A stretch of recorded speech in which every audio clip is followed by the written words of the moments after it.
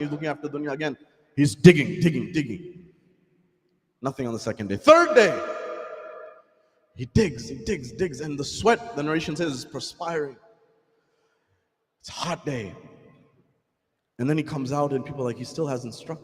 Then Imam Ali goes back in and he goes and he strikes one time, finally, like a Haidari strike, like his old days. He always had the power, but Imam Ali didn't maybe even need to do any of this. He's showing us a lesson, right? And when he did that, that hit caused a gush of water to emerge.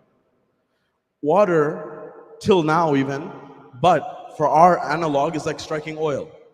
It was striking, you're the wealthiest person in town. That means irrigation, that means farming, that means you're controlling the water. You got the access to everything.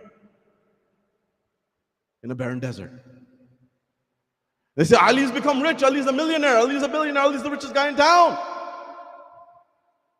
And Imam Ali right there, he says, bring me a paper and bring me a pen. You know, historically, Imam Ali was one of the announcement of Prophet. He's one of the only people who know how to write in Arabia that were documented. It's amazing. Amir al-Mu'mineen fall in love with this man. The French writer says, the French historian, he says, I've never found someone in the history of humanity who at the same time was the greatest scholar of his time and the greatest soldier of his time. Who was the greatest, most courageous person of his time and the greatest intellectual of his time. He said Ali ibn Abi Talib was that person. Antithetical qualities, mazharul ajaib, as we say. He brought together that which is seemingly impossible. Don't take my words for it. Khalil Gibran, the Lebanese Christian American poet, the one who wrote The Prophet, right? Third most selling poetry works after Rumi and the likes. And the Bible, Rumi, and then The Prophet by Khalil Gibran. He said, I believe, in my opinion, that Ali was the first Arab to have a conversation with the divine soul, the divine spirit. And he said the Arabs did not recognize his value until amongst their Persian neighbors came some who could tell the difference between gems and stones. He said Ali was a gem. Sawt al-Adalat al-Insaniya, the voice of human justice. Another Lebanese Christian, George Yordak, who said the voice of human justice on earth was Ali ibn Abi Talib. This Ali says, give me a paper and a pen. And he says, so I can write. So they gave him a paper and pen. What does he do? He says, I have struck water. Ali ibn Abi Talib, bear witness that I am waqfing this water to the people. I am endowing it. And he says, use the wealth here that is generated from this water to pay for the expenses of the poor, the medical expenses of the poor.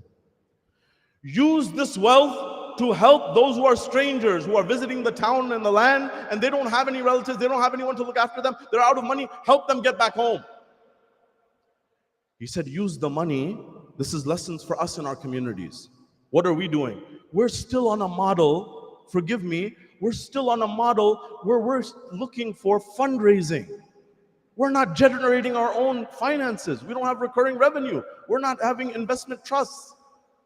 Or in principle, he says, use that wealth to get young people married. Use the money that's generated to get young people married.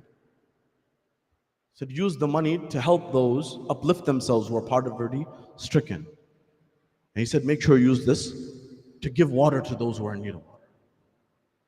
Who was this Imam Ali, and what's the Imam Ali that I've understood and known? The next level. Does Islam say anything about career? Does Islam say anything about your job? It does. And there's a rich tradition. Embrace yourself. And if you're a parent and you think you've had to figure it out for your kids, close your ears or leave now. You're not going to like what I say. I'm not saying, the Imams are saying it. A companion comes to the sixth Imam. This is an Al-Kafi. Al-Kafi is one of our most authentic books of traditions, right? Al-Kafi man la yahdharu al-faqih tahzib and istibsar. These are Kutub Arba, the four main books of Shia Hadith. We used to have 400, but they were burnt in libraries. We used to have Kutub Arba Mi'a, 400 books, but now we have 4. In this Al-Kafi, it's stated the man comes to the sixth Imam, he says, at that junction, Ya Ibn Rasulullah, the Shia, the followers of Ahlul Bayt, they are becoming employed. They're working for people. Now granted, in the Quran, if you read, there are examples of instances where people have been employed or worked. One is Nabi Musa under Shu'aib when he went to Madian, and he worked for a period of time. But that's an exception, perhaps, not the rule, as you'll see in a moment. So the Imam says, tell our Shia. Now, if you have a problem with this, take it up with the Imam. Don't take it up with me. He says, tell our Shia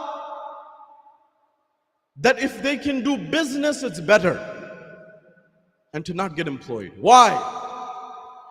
The Imam says, for whoever becomes employed, they cut off their income. They limit their income. Along it, we have traditions that say 9/10 of risk. How much? 9/10 of risk are in tijara, business, or in trade. Isn't that true today? The 1%, we talk about the 1%, the 10%, haves and have-nots. In Florida, we have the haves and have-nots and the have-yachts. This concept of this world that we're living in has become so divided. Islam didn't want it that way. Do you know what Imam Ali says? Imam Ali, who is the most compassionate, the one who has mercy in the field of battle. You know who Imam Ali is? The world, celebrities name their kids Rumi today, right? People look out and they look in the world and they're trying to figure out, for example, who is it that I should be inspired by? Many people look at the works of Rumi and they look at his Masnafi and they're inspired and it's beautiful. But I ask the world one question: who was Rumi himself inspired by? And Rumi himself in his divan says, as Ali amuz ikhlaus amal. Learn from Ali the sincerity of action. Amirul Mu'mineen. When he's in the heat of battle and he's over his enemy and his enemy spat on his face and he stepped away. And when he stepped away, the companions asked Amirul Mu'mineen, they said, Ya Ali, you were fighting this individual, Marhab, or Amr ibn Abdul Wad al-Amri, and he was in a state where everyone was absolutely terrified. The Prophet said, لَأُتِيَنَّ الرَّايَةَ غَدًا رَجُلًا كَرَارٌ غَيْرَ فَرَارٌ يُحِبُّ اللَّهُ وَرَسُولُهُ. He said, tomorrow I will give the flag to the one. All of these things are in front of you, right? Or the Battle of Khandaq, for example, right? In that situation, the Prophet said a very important line. And this is what inspired Rumi. At that junction, they asked, why did you step away? And then why did you strike?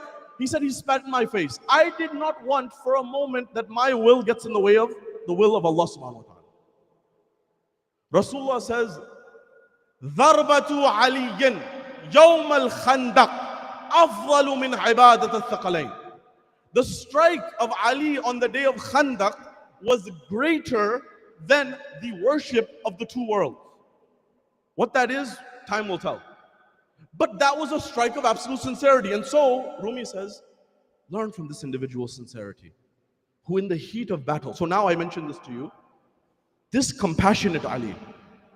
You know, there's so many dimensions of Imam Ali. I'm saying this because Imam Ali, Rasulullah, Imam Hussein, they exemplify Insani Kamil. The maximum a human being can get to is a creation of God. Allah subhanahu wa ta'ala in Surah Hashr says, هو الخالق البارئ المصور له الأسماء الحسنى. These are some of the most powerful verses of the Quran. Allah is He who, هو الخالق, the creator, بارئ المصور. Musawwir means the artist, the fashioner, the artist. Now there are aspects of Allah. One aspect is you look around our world and you need to see the art of Allah subhanahu wa ta'ala in the mountains, in the creations and all of these things. But His creation, who has reached the point of Insani Kamil, they should also exemplify some aspects of that. So where is art represented? What if I told you that Imam Ali was not only a soldier, not only an intellectual, he was also an artist? What if I told you that Imam Ali gave the world the Kufic script of calligraphy? Kufic script of calligraphy. This entity, this individual is something else. So this same Ali, who's an artist, compassionate, who used to spend his nights feeding the poor, he says a line. And I said all of this to share this. He says, if poverty was a person, I would kill him. What?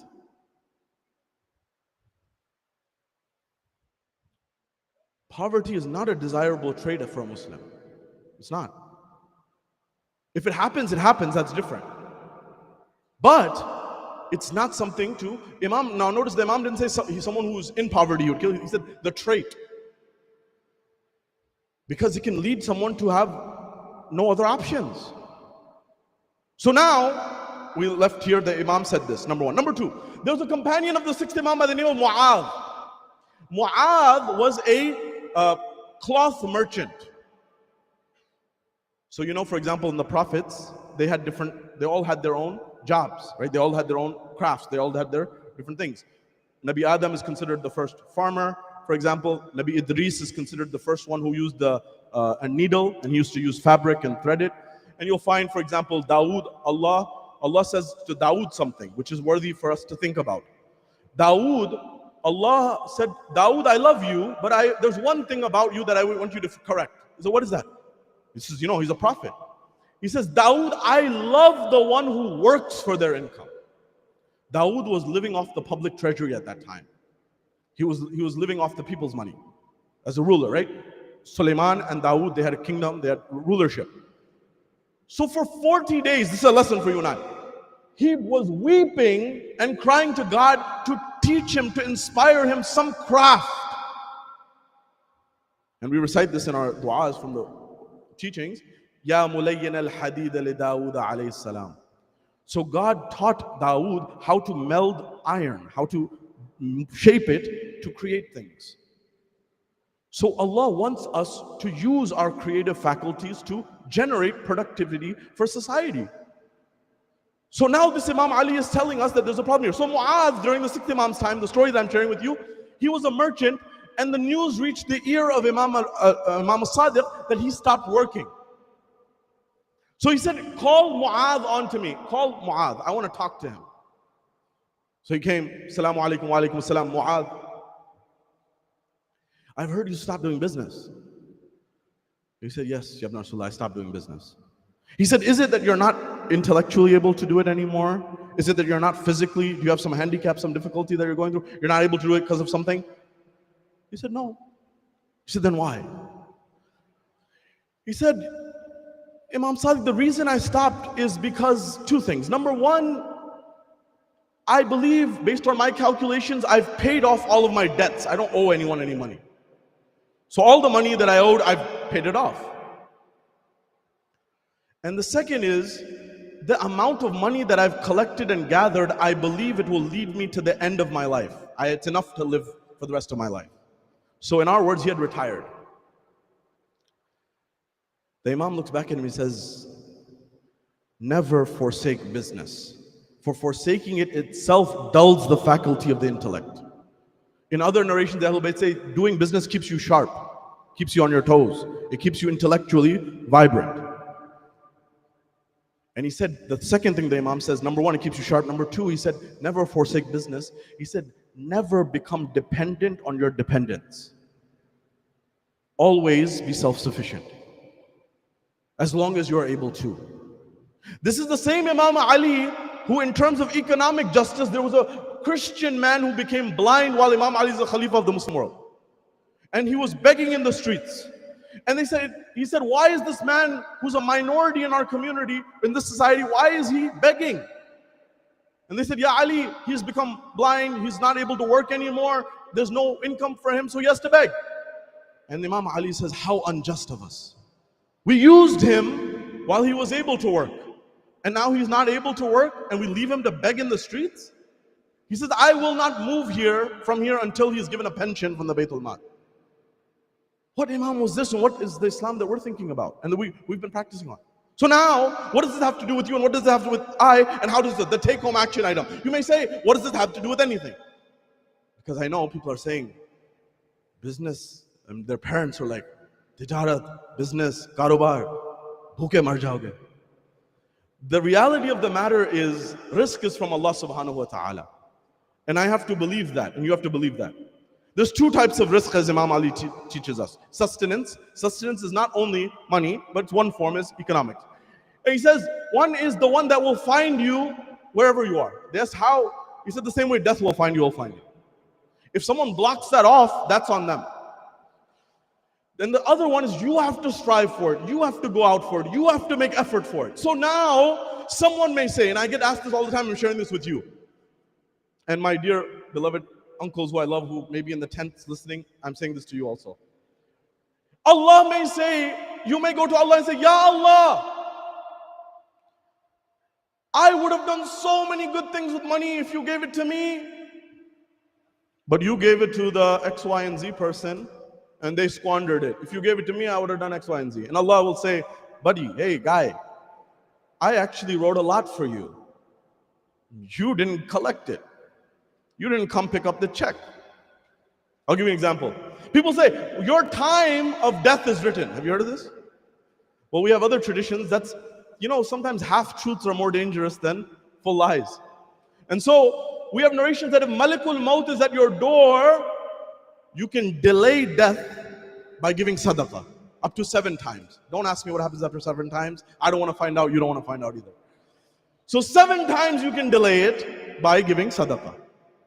But there's another thing. You go to Allah and you say, Ya Allah, you only gave me up to the age of 55. I could have done so much more if I lived to 85. I could have been president. And Allah said, I wrote for you to live to 99. You were smoking all the time. You were eating too much halwa when you shouldn't have been eating too much halwa. You were eating too much biryani when you should have been eating too much biryani. You were eating too much ghee and puri, and I love that stuff, by the way, don't get me wrong, but in moderation. So you can't blame Allah subhanahu wa ta'ala for those things which Allah has given you ikhtiyar. Allah has given you ability and freedom on. So now the same comes with wealth. Allah may say, the example is like a faucet. Allah may say, I wrote billions for you to do good in the world, but you made a very small faucet to open the income tap from. The flow rate was it couldn't take the capacity. So it's dripping. Because it will blow. If I open, it will blow. You didn't think about that ingenuity, that intellect that Allah has given you is profound. So now you may say, how? And believe me, there are opportunities around us that can change our world. Let's go over a very quick concept. This may change your life and my life and give us a purpose. In the history of philosophy and the history of economics, there have been concepts and notions on this.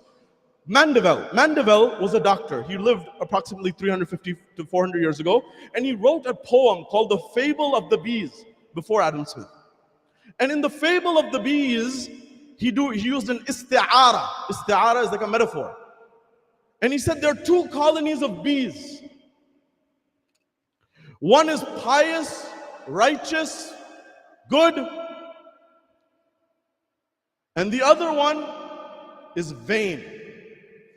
They're in vanity. They're like, my house is nicer than your house. They're people of vanity. Keeping up with the Joneses concepts. Or in Desi communities, keeping up with the Patels.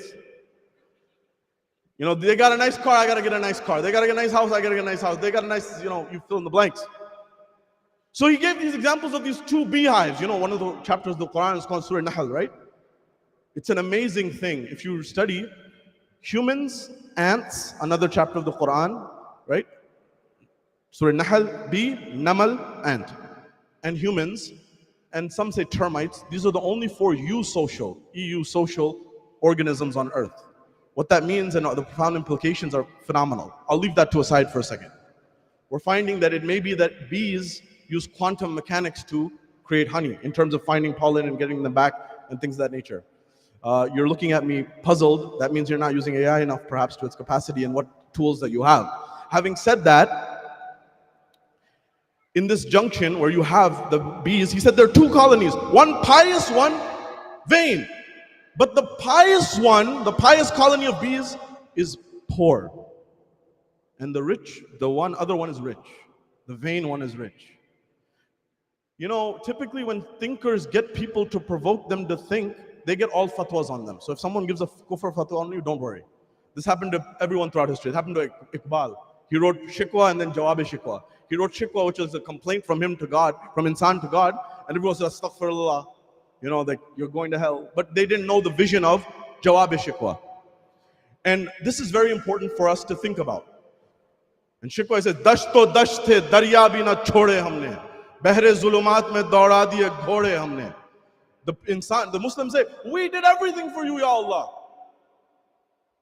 We did everything for you, Ya Allah. And we didn't get anything. But Allah responds, metaphorically, poetically, right? And then in another line, and there's like, Kafir ko mile huro qasur, or bechare Musliman ko faqad wa'da hur. So he responds in a line. And he says that God responds to insan. The second line I want you to keep in mind. Everyone focus on the first one. तुम में हूरों का कोई चाहने वाला ही नहीं, जलवे तूर तो मौजूद है, मूसा ही नहीं. The ray on the Tur that Musa saw, that ray is still there. That was God. Allah is the same Allah of Musa. Allah is the same. God is the same God of Adam. God is the same God of Noah. God, but there's no Musa to receive that light. Where are you? Where are I? Allah says, "Inni ja'ilun fil ardi khalifa." Insan, you are the greatest creation of Allah. You are His vicegerent on earth. What are you doing? Someone may say that what is happening on in the Middle East? Allah may say, what are you doing about it? Because if we, and I'm giving this as an example, but you fill in the blanks with whatever challenges are going on. Ya Allah, that person was going through poverty. Why didn't you solve it? Okay, I'll solve it. But if I solved it, then you would say what? You'd say, oh Allah, I would have solved it if you'll give me the chance to do it. This is insan. Nisyan. Insan in Hebrew and in Arabic, Semitic languages, it comes from forgetfulness. Nisyan, forgetting. Insan is constantly forgetting. So that's why Allah reminds us in the Quran. So now, what can you do? You can work and realize that that business and that effort that you're doing is for a greater cause. You know, we say, Ya laytani kuntu ma'akum fa'fuza fawzan azima, right? Oh, Imam Hussein, if we were there in Karbala, we would be with you. Really? The poet who said a line on this, the line is, complicated, but the mafhum was, Karbala aaj bhi hoti to 72 hote. If Karbala happened today, there'd still be 72, not more than that. The principle being, it's very easy to say things, very difficult to do them. So now, we say, Imam will die for you. Okay, don't die for the Imam yet. Just do a business and do a partnership with the Imam. Can you do that? Nahin, rozi roti kat jayegi. So don't say, if you can't do business and make the Imam even a 1% partner with you in your business, or the Imam some portion partner with you, or just the principle that I'm going to use this income for the betterment of society.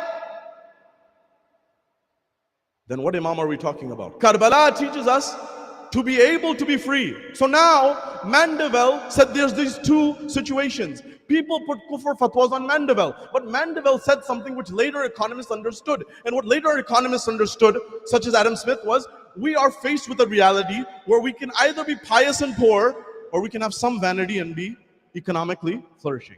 So then came people like Adam Smith. And Adam Smith said, you know, luxury goods have a purpose. So he said, as an example, you have the lower echelons of society, the middle echelon, and the upper echelon of society, these different spheres of society. And so the theory was that you have the lower rungs of the ladder of economic society create luxury goods. You know, like LV, Louis Vuitton. So they used to make bags for Napoleon, like luggage suitcases, right? A lot of these companies, people don't know the history. Boss, up to you. Hugo Boss was a Nazi. He made the uniforms for the German Nazis. Somehow these things get erased in history. People don't follow up on them, but they have their own history. Chanel, as a company, was the people who owned Chanel, they took advantages, to say the least, of Coco Chanel, and they ruined her. And there were two brothers who basically took over her company, and still they're profiting, and people don't know the backstory. So there's a lot of economic injustice that happens. Having said that, Adam Smith said the lower rungs of society should build luxury products so that the wealthy buy them, and it circulates wealth in society. That was a theory, sounded good. Fast forward to 2025. Is that the case? The wealthiest people in the world, if you're buying Louis Vuitton, I don't think you're as rich as the Merlot Hennessy family, I don't think, or the LVMH family, right? If you are, talk to me later. We'll have a nice chat. Having said that, the reality is the wealthiest people in society are building luxury goods, which the poor and middle class are buying that too on credit, which is making the rich richer and the poor poor. That was not the theory. That's not how it was supposed to be. And yet our world goes away from these principles. Riba. And Islam is much more practical and pragmatic. I'll share with you something. Have you heard that that interest is haram, for example? You may have heard this. Sometimes we don't know our own things. I'll give you the view of one of our scholars. By the way, I'm saying this as a caveat. Don't say, Dr. Kirmani said this and it's acceptable. I'm telling you the opinion of a scholar, which is a minority opinion. All the other majority scholars disagree. Example, majority opinion among Shia scholars is that chess is haram. Yeah? Some said no. If you read the history of the Iranian Revolution, when the revolution happened for roughly 10 years, chess was banned. And then people went to Ayatollah Khomeini and they said, this and that, and he overturned his own ruling. And people said, how can you do that? And he said, there were scholars before me who had this ruling. Minority opinion, but it was still there. So now I'm sharing with you a minority issue, but it was there by Allama Ayatollah Sayyid Muhammad Baqir al-Sadr, who's a great scholar and mainstream as mainstream gets. He's not a fringe scholar. In fact, Islamic economics, not just in the Shia world, in the Sunni world, in the broader world, collapses without Sayyid al-Sadr. There's no foundation of Islamic economics. If you remove Iqtisaduna, our economics, one of the works of Sayyid Muhammad Baqir al-Sadr, if you remove it from the corpus of Islamic intellectualism, Islamic economics collapses. He gave the framework. That's how Islamic banking came about. Anyways, now, at that junction, when it comes to this dynamic of Iqtisaduna and coming on this basis, as believers, what are we supposed to do? What are we supposed to be doing as followers of Ahlul Bayt? Is there something that we can learn from? And you'll find there's a valuable lesson that you'll learn from, and that's this. You can do tremendous things. What can you do? I'll give you one example and then I'll come back. That's this. Injustice that's happening in our society. What if I told you as American society, we milk the poorest Americans for their last drop? It's a crime in America to be poor. Not a literal crime, but we treat them as a crime. So there was one brother who's in San Francisco, in Colorado. There's some good organizations that are doing good work. And he's written a book as well. It's called It's About Time. So he had his first startup, and his first startup did really well. And so he sold it off. It got acquired by VC. And so now he's on the golf course trying to figure out what he wants to do. You can learn a lot about Islam on the golf course. Sabr, tahammul, a lot of things. Anyways, he's there and he's thinking about himself, one second, what happened?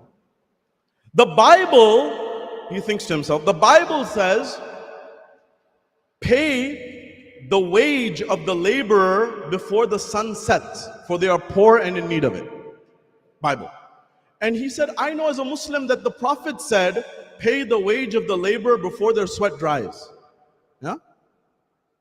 So he said, then why do we pay in America, why do we pay people on a 2-week cycle? He said, if you really think about it, that's the employer. If you have a business, sorry, I'm just saying it as is. That's like an employer taking a 2-week free loan from their employee. Why? So, he said it shouldn't be like that. So then he got his idea of his second company called PayActive. I'm not on the board of PayActive. I don't get any commissions or royalties. But PayActive is an app you can download it in the App Store, and big companies like Walmart and others have gotten on board. And they give people earned wage access. Because he said, you know how much zulm it is economically? You know what happens is, people for 2 weeks, they don't have access to their income, some of the poorest Americans.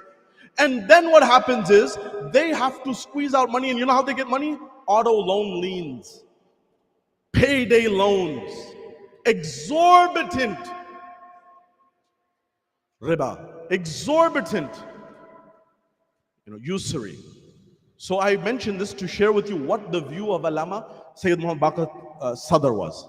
The word that is forbidden in the Bible and in the Quran is usury. And this is how some of our scholars are way ahead of the curve. We just haven't read them. They brought things together, because anybody who goes to business school at Harvard Business School or BU or Tufts or you name it, or MIT management, the first thing that they study in year one is something called the time value of money. $1 today is not the same as $1 in a year. The buying power is reduced, right?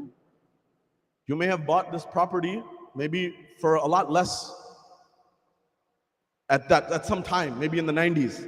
In dollar adjusted terms, it may be way more than it was actual, the real value, right? Houses, I mean, in the 60s and the 50s, you could buy a loaf of bread for a nickel, right?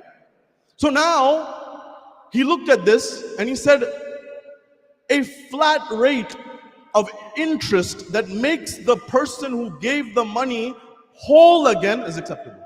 So as an example, 6%, 7% or whatever, the buying power, if I had $100, you lent me $100, and my $100 1 year later is able to buy $90 worth of products, for example, or 98. In today's economy, I think maybe 70, or it'll be way less. But the principle being, whatever makes the other person whole again, that should be allowed.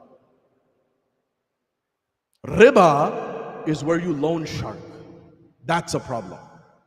Where you squeeze people for their last drop, which makes the rich richer, the poor poorer. So now, based on the example of what I shared here, the example of what was stated by Shaykh Sadr, as well as the principle and the theory of things, there may be opportunities in front of you for social entrepreneurship. To say that things are not right, they shouldn't be this way. Why are people laboring away? There are people, our neighbors, our friends, some people in our communities, they're working 3 jobs. They're not able to survive. People in Silicon Valley, sometimes there's a husband and wife both working, they can't afford housing. What kind of world are we living in? The Ahlul Bayt would not, Islam highly encourages you to do work to your maximum capacity, but also work for betterment. So now you may say, what can I do? There's a power in voting with your wallet. What you vote with, what you decide to pay for, what do you decide to not pay for. All of those send a signal, and businesses adapt to those signals. You know how big the market of Muslims business is? Old numbers, I'm talking about 2019. At that time, the estimate was that Muslims globally spend over $500 million annually, $500 billion annually on clothing and shoes. And that doesn't include the makeup of our sisters. That's separate. Having said that, I think they have brothers' makeup now as another entity. What I'm saying here is the world that we're living in and the world has got out of whack. But you can leverage your abilities, you can leverage your capabilities, your intellect to say that I'm going to do business in a way that's right, that way is ethical, a way that makes the world a better place. That could be by employing a few people and treating them right as human beings. That could be because entrepreneurship is not going to be for everybody, let's be honest.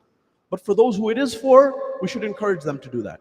Now, one of the big things, and I know parents and children have this question, I'll draw to a conclusion here, is this. Well, we know in stats that most people fail, quote unquote, on their first and second business venture. But they succeed on their third and fourth venture. But those first 2 aren't failures. You can't bypass them. You learn such valuable lessons in the first 2 failures, quote unquote failures, fail forward, there's no really failure, it's all learning, that you apply to the third and fourth, and that makes you stronger and more robust. So now, for those parents who are concerned and other ones that how will I survive, here's the secret. Just have your kids, or if you're a young one yourself, just start earlier. Fail when you're under your parents' roof. Learn. The older you get, the harder it gets. When you get married, you have kids, they give you golden handcuffs. You know golden handcuffs? And so, it's important, by the way, we have narrations from the same Al-Kafi that the best aid, the best help, the best assistance to the religion, to deen, is wealth. And the scholars comment on this. You know what? They say that there's the Imam Bargas, the masajids, the streets, they don't run without money. They don't run without wealth. But the take-home message is the following. We need to encourage people to realize that they can work hard, have a good life. But also, we should contribute to our mosque, our Imam Barga, and our situation. Nobody's told me to say this, by the way. I'm telling you this seriously. Our institutions need to be places where people want to come. When they look at it, they say, this is beautiful architecture, this attracts people. But that's not sufficient. That's necessary, but not sufficient. Also, the programming that we have, the work that we have. I've seen some of the biggest talent of any community here concentrated in this community. But Allah may ask you, what did you do with that talent? Did you leverage it? Did you use it for betterment? You know, people have concerns about khums, for example, right? They want to give khums, but they're like, I don't know if it's being used the best way. Your generation, our generation can create, if we want, a blockchain for khums that's fully transparent, that can actually show you where funds are going. And it's anonymous. It's in a way where no one knows who's who. You can do these things, but don't expect that to come from the member. That has to be a dialogue back and forth between the member and the populace to solve these problems, to make the world a better place. So now, realize that you can have excellence, pursue that excellence. And the final thing that you'll notice in the lives of the Ahlul Bayt is this, that they encouraged raising your income. The Ahlul Bayt had 6 gardens in their family, 7 gardens that used to go generationally in their family. They used to pay a lot of people to help them out. Imam Ali used to, you know, the narrations say Imam Ali freed 1,000 slaves with his own money. The same Imam Ali who wouldn't use a candle from the Baytul Mal for his own expenses. He would pull out his own, you know, when Talha and Zubair, 2 people came to get some extra money from the Baytul Mal, and Imam Ali was doing the accounting and the bookkeeping for the government. They came in and Imam Ali took out his candle from his pocket, lit the candle, put it on the desk, and put out the other candle. So those people who came to ask for extra Baytul Mal, they said, we'll ask for what we need to ask in a moment, but tell us what you just did. Why did you take a perfectly good candle and light another one and then put that other one away? He said, I did this because when you came in, before you came in, I was doing the public treasury, the accounting, the book balancing, the bookkeeping. And when I was doing that, I was using a candle that was purchased by the public treasury's money. You two came to me on a personal matter. So I made sure I used my personal candle and not the public people's money. This Ali. This Ali. He freed 1,000 slaves. You know how expensive that was at that time? Where did that money come from? That came from the land's development, farming, agriculture, and money that Imam Ali raised. He used it in his intellect for that. But the take-home message is finally this. The principle of the Ahlul Bayt is this. Work hard, do well, live good lives, comfortable lives, that you can support your families, your dependents. That is part of ibadah. But the take-home message is, as the Ahlul Bayt taught, that as you earn more, as you do more business, Allah gives you barakah in your business.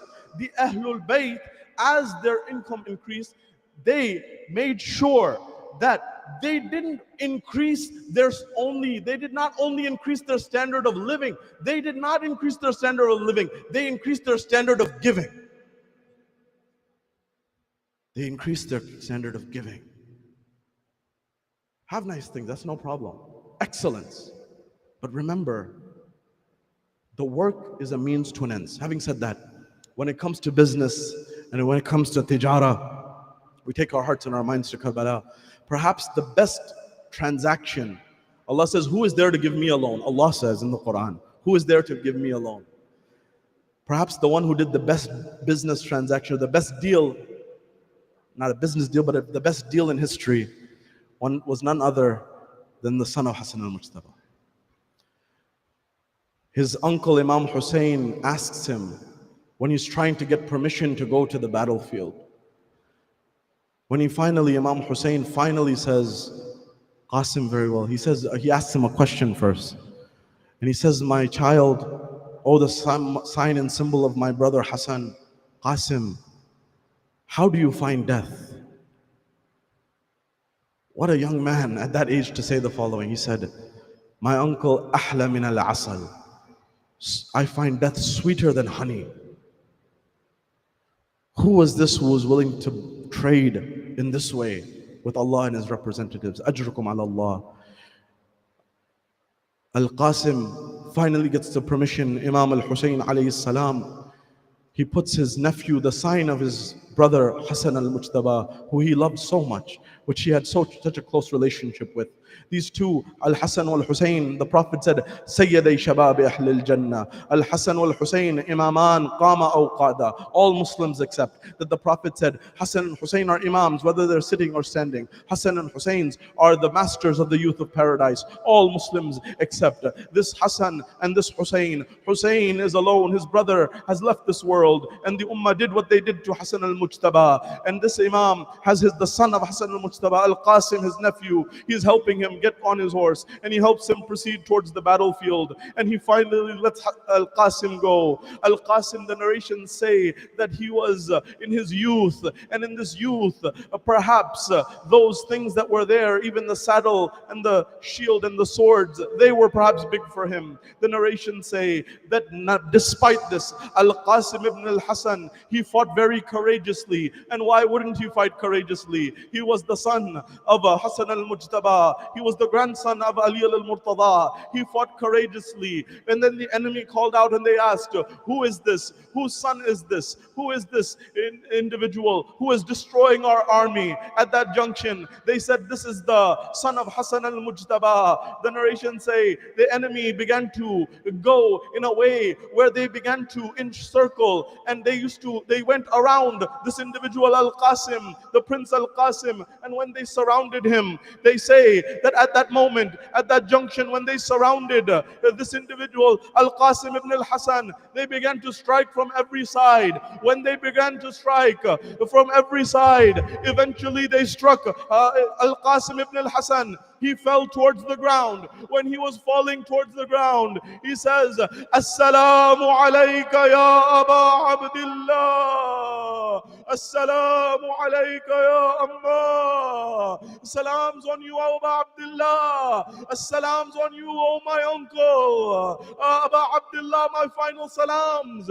The narrations say that Imam Hussein ran like a lion towards the voice of Al-Qasim. And when he ran towards the body of Al-Qasim, the narrations say he ran with such fervor, with such strength, with such speed that the enemy thought that Imam Hussein is coming to fight himself. When they thought this, they say that the battalions on either side, the horses and the men, they became afraid, they became worried, they became concerned, they became anxious, to the point that when Imam Hussein was coming, the battalions from the right side, they crossed into the left side.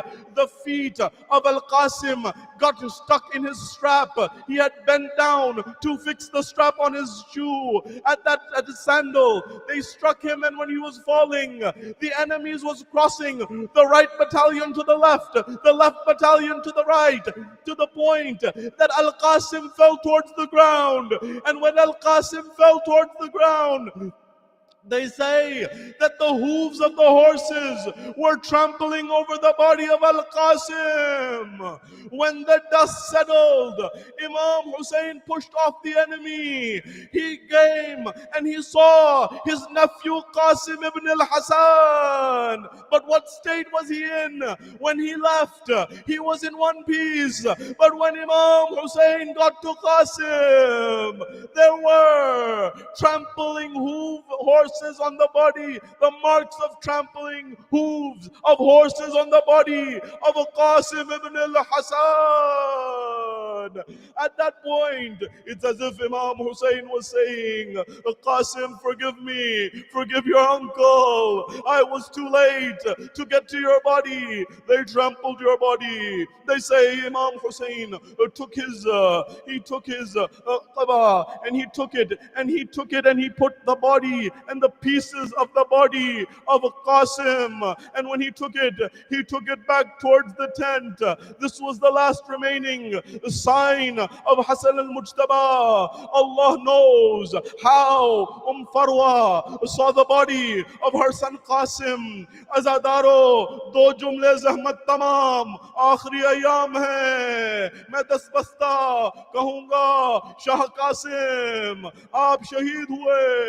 और इमाम हुसैन से मैं अर्ज करूँगा कि इमाम आली मकाम आप कासिम को ले आए, मगर एक मरहला ये भी आया कि जब आशूर का दिन गुजरा, शाम गरीबा आई, एक मरहला ये आया कि आवाज गूंजी कि लाशों को घोड़ों की टापों के नीचे रोन दिया जाए। मगर ऐसा थे, कबीले वाले थे जो यजीद के लश्कर में थे, उन्होंने कहा कि हम इजाजत नहीं देंगे कि ये हो पाए। तमाम लोगों ने अपने आइज़ो अकारिब या अपने कबीले वालों के लाशें हटाए।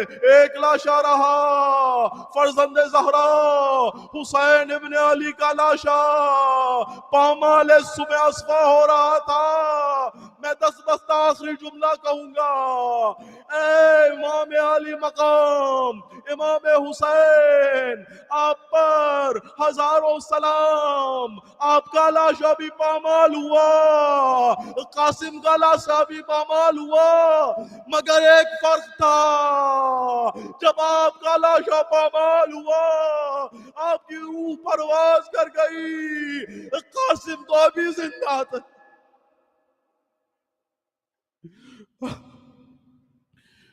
सल्लल्लाहु अलैका या रसूल, सल्लल्लाहु अलैका या रसूल अल्लाह, सल्लल्लाहु अलैका या अमीर अल-मुमिनीन, सल्लल्लाहु अलैकी या फातिमा ज़हरा सय्यदत निसाए आलमीन, अस्सलामु अलैका या हसन अल-मुज्तबा, अस्सलामु अला अल-हुसैन व अला अली इब्न अल-हुसैन व अला औलाद अल-हुसैन व अला अस्हाब अल-हुसैन। मातम Hussain, Hussain Hussain Hussain Hussain Hussain. Ya Hussein, Ya Hussein, Ya Hussein, Ya Hussein, Ya Hussein, Ya Hussein, Ya Hussein, Ya Hussein, Ya Hussein, Ya Hussein, Hussein, Husseina, Hussein, Husseina, Hussein, Husseina, ya Hussein, Hussein, Husseina, Hussein, Husseina, Hussein, Husseina, ya Hussein. Allahu Akbar, this is the call of Ali Akbar for as-salah, Ali Akbar for as-salah. You be the witness, he has the surah, he has the seerah of Mustafa. Hussein, Husseina, Hussein, Husseina, Hussein, Husseina, ya Hussein, Hussein, Husseina, Hussein, Husseina, Hussein, Husseina, ya Hussein. Forgive me, Mawla, I am the one who severed your access to Al-Qamar, severed your access to Al-Qamar. Hurriyaya, you are the free one in both the dunya and the akhirah. Hussein, Husseina, Hussein, Husseina, Hussein, Husseina, ya Hussein, Hussein, Husseina, Hussein, Husseina, ya Hussein. Oh, Aqa, let me go fetch some water for thirsty children from Al-Fura, for thirsty children from Al-Fura. Oh, will you come back, ya Qamar Hashim, or will will this be to your al-wida? Hussein, Husseina, Hussein, Husseina, Hussein, Husseina, ya Hussein, Hussein, Husseina, Hussein, Husseina, Hussein, Husseina, ya Hussein. Ya Ammu, tell me, will I be counted among the martyrs of Karbala? Among the martyrs of Karbala. Oh, nephew Qasim, you are a hero, you are a warith of Mujtaba. Hussein, Husseina, Hussein, Husseina, Hussein, Husseina, ya Hussein, Hussein, Husseina, Hussein, Husseina, Hussein. Ya Hussein, Ya Ammi, I hear my father calling. Hal min yasir yansurna, hal min yasir yansurna. I may be asghar, my heart is akbar. I am the grandson of Murtaza. Hussein, Husseina, Hussein, Husseina, Hussein, Husseina, ya Hussein, Hussein, na Hussein, Hussein, Hussein, na ya Hussein. This is the manzil of mutmainna. This is the moment of inna lillah. This is the moment of inna lillah. Lower me into Nashiba Sahara, to Ummi Zahra, O Zuljana. Hussein, Husseina, Hussein, Husseina, Hussein, Husseina, ya Hussein, Hussein, Husseina, Hussein. Hussein, Husseina, ya Hussein. Oh Father Aina, oh Father Aina, this is your daughter, this is Sakina, this is your daughter, this is Sakina. My heart is broken, my wounds are open. Oh, Ammu Abba Sifa Wafa. Hussein, Husseina, Hussein, Husseina, Hussein, Husseina, ya Hussein, Hussein, Husseina, Hussein, Husseina, Hussein, Husseina, ya Hussein. Ziyarat.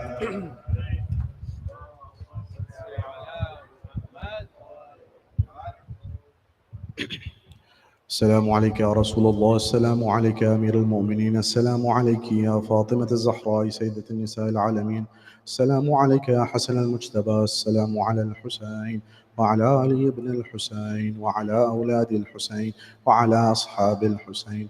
السلام عليك يا تسة المعصومين من ذرية الحسين ورحمة الله وبركاته. السلام عليك يا تسة المعصومين من ذرية الحسين ورحمة الله وبركاته. السلام عليك يا غريب الغرباء، السلام عليك معين الضعفاء والفقراء، السلام عليك شمس الشموس ونيس النفوس، أيها المدفون بأرض طوس الراضي بالقدر والقضاء ورحمة الله وبركاته. السلام عليك يا صاحب الأس والزمان، السلام عليك خليفة الرحمن، السلام عليك إمام الإنس والجان، أجل الله تعالى فرجك وسهل الله مخرجك وظهورك ورحمة الله وبركاته. اللهم صل على محمد. اللهم كن لوليك الحجة بن الحسن صلواتك عليه وعلى آبائه في هذه الساعة وفي كل ساعة وليا وحافظا وقائدا وناصرا ودليلا وعينا، حتى تسكنه أرضك توعا وتمتعه فيها طويلا برحمتك يا أرحم الراحمين.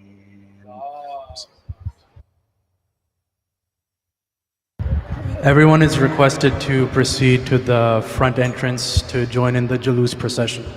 Salawat.